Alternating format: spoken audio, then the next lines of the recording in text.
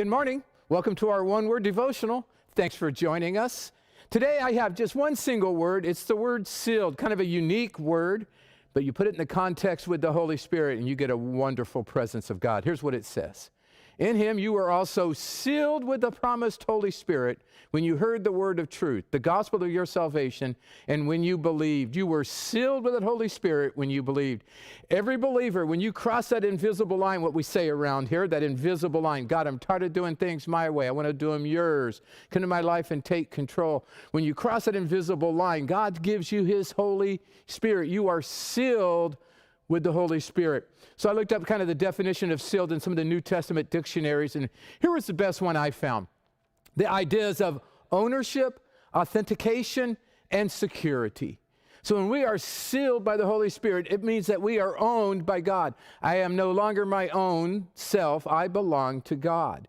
And maybe it's like this. You know, you get a new cell phone, you get a new smartphone, you open it up, and the first thing you want to do is you want to go in there and put your information in because you own that phone. If you lose it, if something goes wrong with it, you know who it belongs to. They can always bring it back to you.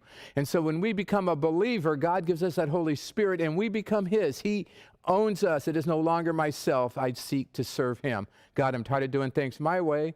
I want to do them yours. I belong to him. I am a child of God.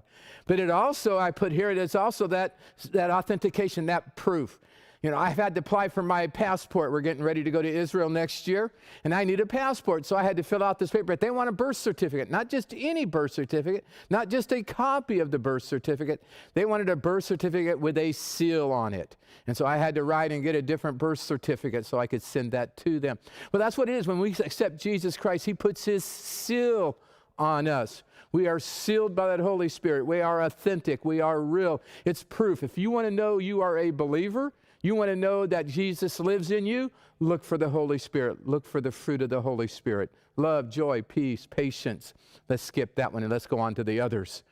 But see, we need to have that opportunity there. And so we are authenticated and we are owned by Christ, but also I want to make sure we are secure. We are protected by him. The Holy Spirit will guide us, will direct us, will help us make wise decisions, will lead us in the paths of righteousness, and we are protected by the Holy Spirit. See, when God says that you have the Spirit, he seals us with that Spirit, and he protects us. He gives us proof of our salvation, and he gives us proof of his ownership. We are a child of God, so we are sealed by his Spirit. I'm going to talk more about the Holy Spirit on Sunday, so you want to be a part of that. Join us online right here, in person, wherever you're at, any time of day, because it's going to be up there forever and now on YouTube, and so have fun with that. But why don't you join us? We're going to talk more about the Holy Spirit, not just being sealed, but how about being filled?